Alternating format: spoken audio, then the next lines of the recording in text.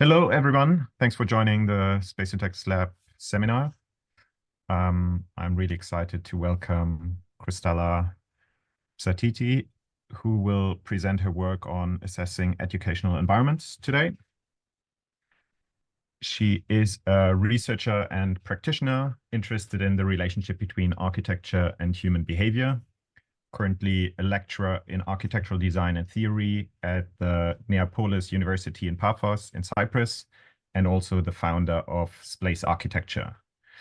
Chrystala holds a diploma in architecture from the University of Cyprus and an MSc in spatial design, architecture and cities here from the Bartlett School of Architecture, as well as a PhD from the University of Cyprus, which was funded by the National Scholarship Foundation and Youth Board Cyprus. She was a visiting researcher at the Bartlett School of Architecture and has been involved in various European research projects such as Twin to Expand, Keep Up, EPUM, and Innova Room. And the two major themes of her past and current research are exploring the relationship of spatial design with human spatial behaviors in various building types, as well as evidence-based design, or how architectural design practices relates to architectural research. Before I hand over to Chrystala, if you have any questions, please put them in the chat. We will have a Q&A at the very end, which is hosted today by Demin Hu, a PhD student at our lab. And with this, I'd like to hand over to you, Chrystala. Thank you, Kim, for the introduction. Today, as already Kim said, I will be talking about my research, which is titled Assessing Educational Environments. This research is part of my PhD, actually. And here you can see also I have the link for my PhD in case you're interested at the end. Overall, today I will be talking about how I approach the secondary school buildings in Cyprus, and actually what I call the temporal socio-spatial approach to lower secondary school buildings in Cyprus. My research is concerned overall with the interplay between the school environment, school practices, and social agency. And in particular, I investigated the extent to which lower secondary school buildings built in Cyprus after 2000 illustrate morphological, spatial, and functional consistencies. What are the implications of school characteristics on teachers' perceptions? How do socio-spatial conditions in school might affect school life and school community? And to what extent spatial, social, and personal parameters can address students' positive attitudes towards school? So before I start with my research, let me give you a bit of an overview of the school buildings in Cyprus. The school buildings in Cyprus could be classified into 5 different periods. The decade, the first decade that I'm showing here is the British rule. In this category, we have the schools that belong to this particular era, followed by independence in the decade of 1960s to 1974, Turkish invasion, 1990s, and the 21st century. From my research, it appears that the decade of the 1960s was one of the most important periods, since it was where the minimalistic aesthetics, the open-air structure, and the functional dispersal had been firstly introduced in the architecture of schools in Cyprus. Another important period is the 2000 in Cyprus, the 21st century, because the technical department of the Ministry of Education and Culture has assigned the design of schools to various independent architects based on particular design guidelines. The design guidelines specify particular relationships between functional units as well as some other aspects, such as the fact that 50% of the school buildings should be on the ground, and that school buildings in Cyprus should have at least one courtyard, should have an open-air structure where individual classrooms are connected by means of covered open-air circulation units. This is completely different from schools that used to have in northern countries in the United Kingdom, and is particularly common for Mediterranean countries due to the weather conditions that we have in Cyprus. Here you can see an abstract diagram I created of the relationship between functions that are proposed within the design guidelines. So the design guidelines do specify that we do have to have a main entrance that is connected to the road and parking. We need to have a separate sports outdoor area that is connected to the sports indoor area, and this area should be given to the community during after the school hours. So the design guidelines themselves do specify relationships, even though they don't necessarily visualize them as I did now. Therefore, based on the fact that all secondary school buildings built in Cyprus after 2000 follow the same design guidelines, even though they are designed by various independent architects, I decided to use all secondary school buildings built in Cyprus after 2000 as my case studies. Here you can see all the 10 schools of the sample. And despite this major commonality that I explained earlier, the 10 schools of the sample do differ significantly between them, both as regards the population, the student numbers, teacher numbers, but as well as regards the urban density they have around and their adjacency to the street network. Now I will explain briefly the methodology of my research. In order to investigate the overarching research questions, the methodological framework that I used combines a top-down approach that examines all 10 schools of the sample with a bottom-up approach that inspects 2 of the schools. This combination provided me with both generalized knowledge about school design, school composition, teachers' perceptions, but as well as with more contextualized, real-world, in-depth knowledge about school behaviors and socio-educational dynamics from 2 schools of the sample. Another important aspect of my research is the pilot study I performed before the execution of the final study. I used this pilot study as an evaluation tool for my methodological approach, but as well as in order to refine my methodological approach and make it better for the final study. The selection of the most representative schools that I used for the in-depth study was based on this relationship network I created. This relationship network has been produced by considering the times one school is related to another school based on spatial, functional, and morphological types of analysis. So in essence, I performed various types of analysis, and each time a school was related with another school, I counted at the end, I counted all those times and then formulated this network diagram. Based on the centrality that school 2 and school 9 have in this diagram, I selected them for the in-depth study. Since it made me to realize that those 2 schools might do share a lot of similar properties with other schools. So they will facilitate the scope of this research to be selected as the case studies for the bottom-up approach. School 9 is also selected for the pilot study. Now, as regards the methods I used, firstly, I will elaborate on the methods of the top-down approach. I used both qualitative and quantitative methods. From the qualitative side, I used more the qualitative reading of the school website.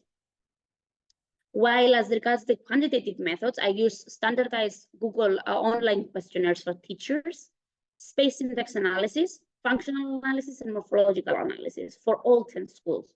All types of analysis, apart from the qualitative method, have been generalized through our programming language for statistical computing operated in RStudio. As regards the methodology adopted for the bottom-up approach, the same methods have been used, but enriched with semi-structured interviews from head teachers, a walk and talk method and an observational diary, a standardized online questionnaire from students, and structured space observations through snapshots and route traces. Now I will move to the research findings. I will discuss research findings in 4 sections, and I will briefly refer to the genotypical patterns between schools, teachers' perceptions, school life, and student perceptions. In the first section, I will talk about the genotypical patterns I found between the schools by implementing 3 different types of analysis: morphological, functional, and spatial. Firstly, I studied the composite assemblies of the built form of the schools through volumetric 3Ds that allowed me to understand that schools in Cyprus can be divided into classified actually into 2 types: the courtyard-based schools that are defined by a single courtyard in the middle, and the hierarchical-based schools that are determined by various smaller courtyards and linear circulation system. Going one step further, I used FSI and GSI metrics proposed by Berghausen and Holt on their SpaceMate framework, so as to compare and contrast the building densities across floors and on the ground floor for all the schools. This comparative analysis has highlighted that the density of the schools is significantly low compared to other building types that we used to have, such as housing, estates, or any other building type. Also, the school plot size are particularly big. If you see the square meters that they have, the whole school plot has, but they do differ significantly between them. As you can see, school 5 differs significantly from school 1. I also explored school perimeter, school interface with the street, and what I called school porosity, namely the percentage of the school perimeter which is attached to a street network. This analysis showed me that schools, due to their size, have particularly long perimeters, ranging from 700 to 950 meters. What is also interesting is that the school porosity is particularly different between schools.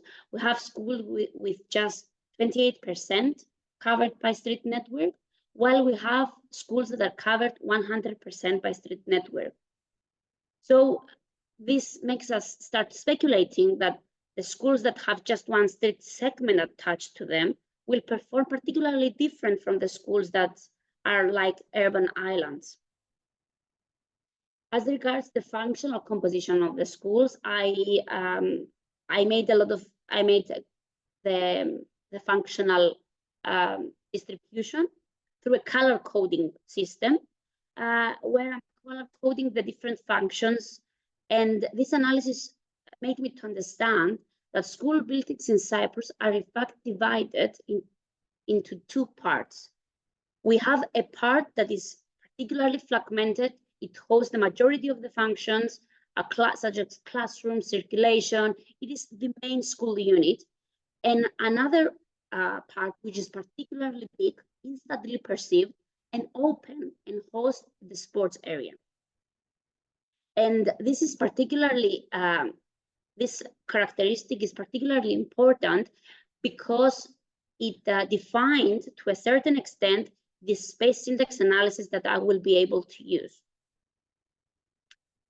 This is also this distinction of this separation of the school plots into 2 parts is also visualized by considering the percentage of each function to the whole school. As we can see here with those diagrams, that shows visually that half of the school plot, the school composition overall, is dedicated to sports outdoor areas. In order to understand how those functions are topologically arranged in the schools, I also used J-graph analysis, both visually as networks, but as well as I studied their particular characteristics such as centrality, betweenness, and closeness. From the J-graph analysis, we can see that topologically, the graphs range from 8 steps from the entrance until 11 steps from the entrance. School 4 is one of the schools that has the lowest steps, 7 steps from the entrance, while school 1 is one of the schools that has the most steps from the entrance, 11. All justified graphs, as I mentioned already, I analyzed them also as networks, purely as networks. And I used the network density, centralization degree, centralization betweenness, and centralization closeness. By studying the density, overall, we can understand that it's very low for all the schools. And this is expected since we cannot have a star-like network for a special network, since typically we do have 2 to 4 links for spaces. So the ideal of a star-like network is not feasible in spatial networks. As regards the degree, betweenness and closeness centralization, what I realize is that school 9, which is one I will explain also later on, is one of the schools that showed among the highest values in all 3 centralization measures. And this made me to understand that this school has various nodes in the system that have a lot of connections and also operate as shortened paths. And in essence, this central courtyard, this central corridor in the middle of the school operates as a spine for the whole system, for the whole network. I also studied the depth of the graphs from certain areas in the school, such as entrance, administration area, sports, canteen. And as you can see, the depth varies depending on the starting point. What is interesting is that school 2, that's again one of the schools that I will explain later on, is one of the schools that has almost identical numbers of steps from all locations, and also among the lower steps compared to all the other schools. This shows that this school has more or less the same topological distances from all the areas of the school. So based on the primary understanding I did from the morphological and functional analysis, I moved to the spatial analysis of the schools in order to investigate the spatial structure. Due to the unique particularities of the school buildings in Cyprus that I already explained, that are composed by those 2 parts, visibility graph analysis that is normally used for the analysis of buildings was not the suitable one for this case, since the spatial configuration is composed by this particularly big space and the particularly fragmented other part. So based on insights by Saylor 2018 and others, I have studied the integration course of the schools through axial and segment analysis. These types of analysis allowed me to grasp which will be the livelier parts of the layout, despite this unique characteristic. At the same time, helped me to identify whether in some schools the integration core reaches the sports area, and we don't really have those 2 parts, but those 2 parts are connected by means of the integration core. As you can see, very few instances manage to, in very few instances, we see the integration core reaching the sports area. In the majority of cases, the integration core is limited to the main school unit. And the same results, but more refined ones, are illustrated in segment integration course. Actually, both types of analysis help me to understand that the main circulation movements, the main circulation corridors, are in fact the most centrally located areas of all the schools. The only exception in the school is the school 1 that has also one central corridor, one central courtyard among the central corridors as important as the corridors, as the other corridors. I also studied segment choices and segment choice cores in order to investigate which routes in the school might be more likely to be selected as movement paths. And again, we have more or less similar patterns. The main circulation corridors, and in school one, the central courtyards are depicted as the cores for movement. In order to compare and contrast the movement potentials in the schools, I used min and max normalized angular choice, since normalized angular choice allows me to compare and contrast between cases. Here you can see the distribution of the values, and here you can see a table for the min and max values. Among the highest max values been recorded in school 2, school 6, and school 9, all of them hierarchical-based schools are hierarchical-based schools. And these results showed me that the school design, this structure, the hierarchical structure that is based on circulation, movements, and corridors, in fact, is the one that helped in having those values higher.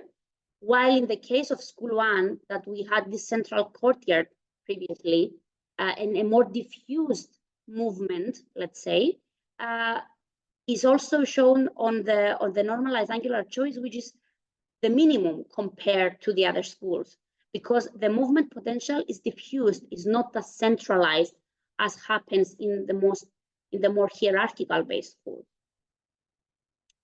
In order to investigate the visual cohesion and dispersion, I did use visibility graph analysis, but more, let's say, comparatively and based on the metrics rather than the visual of the visibility graph. And I used both the distribution of the values and the min and max values. And since the visual integration is a normalized value, it allowed me to compare and contrast between the schools. This analysis again shows that school 1 has the highest min and max visual integration value, and it might be the case that school 1 is the school with the highest, the biggest courtyard, the biggest plot, so it has a lot of open spaces. The lowest mean integration value is recorded in school 5 and 7. And this helped me to understand that those two schools are characterized by visual dispersion and fragmentation. Lastly, I used a joint metric, the FIR metric proposed by Kishimoto and Takushi, that tries to capture the relative centrality of functions. The authors used convex map, but I performed this FIR metric based on axial analysis. If the FIR metric is greater than 1, it points towards a relatively centrally located function in the school, while if the FIR is lower than 1, the function is segregated. Generally, the courtyards are always centrally located, regardless the type, regardless if the school is courtyard-based or hierarchical-based. What is also interesting is that the general classrooms, in all the cases, with the exception of school 7, are segregated. They have segregated classrooms. School 7 is the only school that has classrooms centrally located in the school layout. Overall, this investigation helped me to understand that movements, circulation areas are the shallowest bases of the system and have the highest potential for movement and occupation. Integration cores are primarily inward-looking and mainly located at the center of the main school unit. The only exception we had for an outward-looking integration core is school 7, which I already explained that school 7 had several anomalies with the general classrooms, the general visual dispersion. Only very few integration courts have reached the sports area. And overall, 60% of the overall school is open in Cyprus. It's a huge percentage if we compare it with other countries. Overall, I also realized that hierarchical-based schools are characterized by medium to lower band density around, as opposed to medium to higher band density around for courtyard-based schools. And this, as a designer, helped me to understand what if the designers thought that since we have medium to higher band density around, so what if we turn the schools as inward looking and make them focused on a central courtyard rather than make them hierarchical based schools. Also, the hierarchical based schools, they have moderate to high school porosity, while courtyard based schools, they have low to high school porosity. So they have huge range as regards the school porosity. They do differ also in terms of their FSI and GSI, the two types, and as regards the integration and the depth they have. The hierarchical-based schools, they have medium to large axial and segment integration, while courtyard-based schools, they have medium to low axial and segment integration. Now let me move to the second section, teachers' perceptions. I explored various issues as regards teachers' perception. Actually, as those issues derived from the factor analysis I performed from the teachers' questionnaires. So the first factor that derived from the questionnaire, it was whether they faced issues with school control in their schools.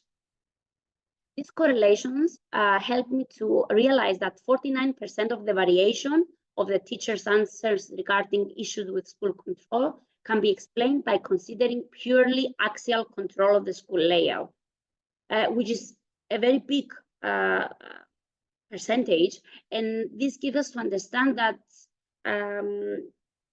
despite the fact that teachers might not understand the spatial layout, the spatial layout to a great extent does influence their perceptions about school control.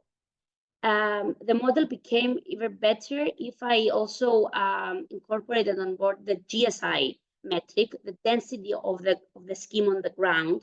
And this is reasonable since the more axial control they have and the more functions are on the ground, the less issues they think that they face with school control, because they have greater control of the layout. They can supervise where students are. They can control better the school environment.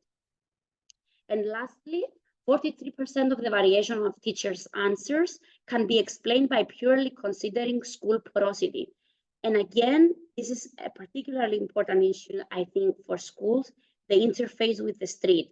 Currently in Cyprus, there is no indication on the percentage that's ideal for schools. That's why we have this great range from 28% to 100% constituted by street network. The second factor I studied is the school ability to cope with changes. This factor didn't return that significant results, but again, is also aligned with previous studies. 15% of the variation of teachers' answers regarding schools' ability to cope with change can be explained by considering the centrality of general classrooms in the school. This is something that is already supported by Kishimoto and Takushi. And the last factor I explored is the strong trust and support culture. And 20% of the variation regarding this aspect can be explained by considering integration metrics in the models. This is also supported by Pasalar. And now I will go back to the relationship diagram I showed earlier. And just to remind you that School 7, we already explained a few things about it, but it's also has been also depicted as one segregated school, very unique spatially school, and is one of the schools that performed the worst in respect to all the themes explored. So it has recorded a significant high mean value as regards issues with school control, among the lowest as regards the strength of the school community, and the lowest as regards the school ability to cope with changes. On the other hand, school 2 seems that it performed the best in many respects in comparison to the other school. It has recorded among the lowest mean values regarding issues with school control, among the highest about strong school community, and the highest regarding school ability to cope with change.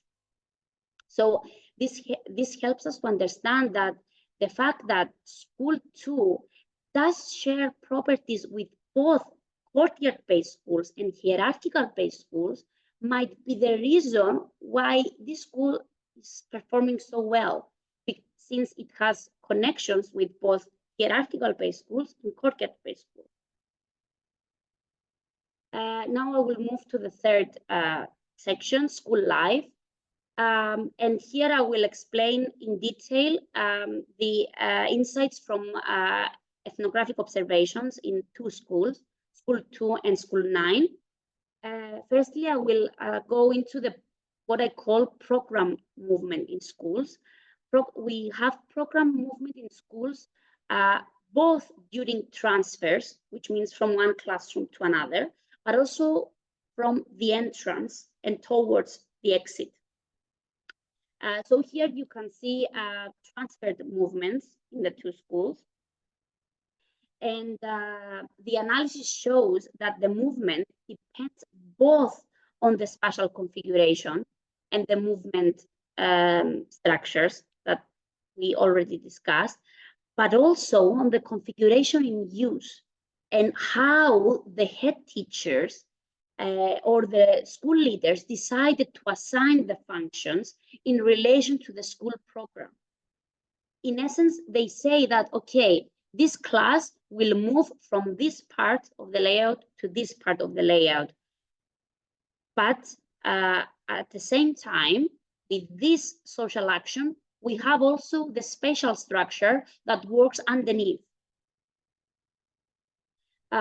This is also obvious when considering program movement from the entrance.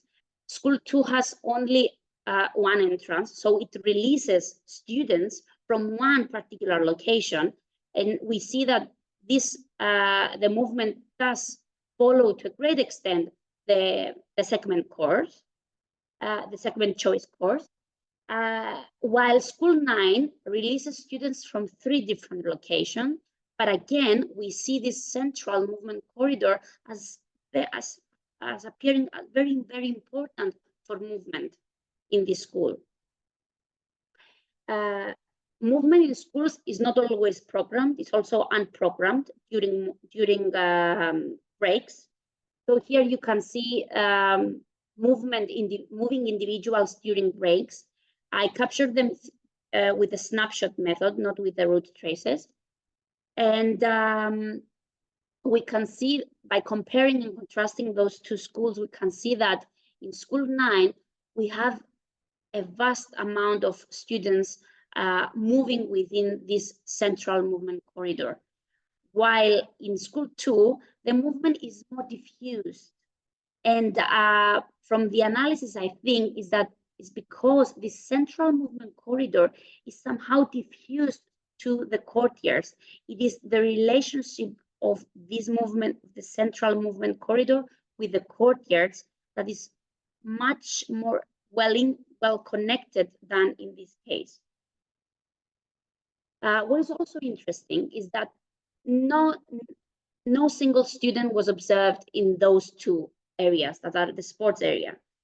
And from my observations, I realized that the 2 head teachers decided to prohibit students from using this particular area during breaks. They added fences to separate it completely in order to be able to control the school better. So we can understand with that that not only the spatial layout plays an important role for students and teachers distribution within the school, but also managerial aspect and issues that have to do with power and who is the leader in the school.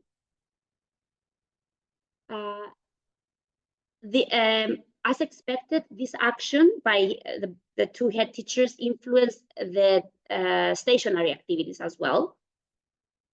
Here we can see all stationary activities in both schools and what I call synchronic co-presence in space. So I tried here to understand how many users do we have simultaneously in certain functional areas of the school. And I created this table that has both the actual number of users and the normalized number of users that it has been derived by dividing the actual number with the school population. So as we can see, in school 2, there is an almost similar number of users in circulation, courtyards, and general outdoors. On the contrary, the school community in school 9 seems to be fostered mainly in the central circulation areas. In essence, the circulation spaces in school 9 offer the most potentials for interactions and co-presence. And as expected, this is also evident on students and teachers' interactions. In school 2, interactions happen primarily everywhere. And the most densely populated areas and interacting areas are the courtyards, as opposed to school 9, where interaction happens primarily in main circulation areas. Oops, sorry. Okay. This particular difference seems that is not only influence space usage patterns, but also user students group formation. Here you can see some locations I depicted where a certain category of users decided to somehow segregate themselves. For example, here in school 2, we had some boys being relatively segregated, while in this school, we had particular ethnic groups accommodating those niches of the school. And by looking at the axial mean depth of those locations, as opposed to the areas that offer a total mix of those different categories, we can understand that they are particularly deeper in the layouts, those areas, especially when we consider school 9. Location A, B, and C do differ significantly as compared to E, which is the main circulation corridor as regards their depth. In school 2, we don't have so many differences and vast differences as regards the depth.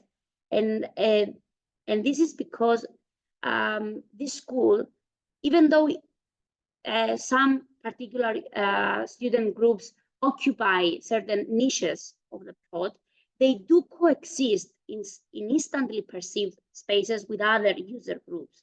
It's not the same as we have in these cases, that we have particular ethnic groups accommodating isolated areas. We had also a student sitting by himself all the times that I was there observing, which is really, really sad, because it shows us to understand that in some cases, the spatial layout does offer this separation and segregation, or supports to a certain extent. And this is also obvious when considering informal discussion I had with students. And students from school 2 told me that we are family here, we know everyone, and we all hang out together. During the first grade, there have been some cliques, but we have gradually all became friends. In school 9, I had more, let's say, distant descriptions, or they said, I don't know all my colleagues. I just know few of them, etc. And that's why, from the correlations of the behavior with the spatial metrics, the two schools to return significantly different results. So school 9 has is very well correlated with the movement of users in school 9. Is very well correlated with segment choice, but school 2 returned insignificant results. When I studied the stationary activities, again, the two schools operated differently. So this gives us to understand that despite the fact that the two schools are classified as both hierarchical based, they do have significant differences on their spatial layout.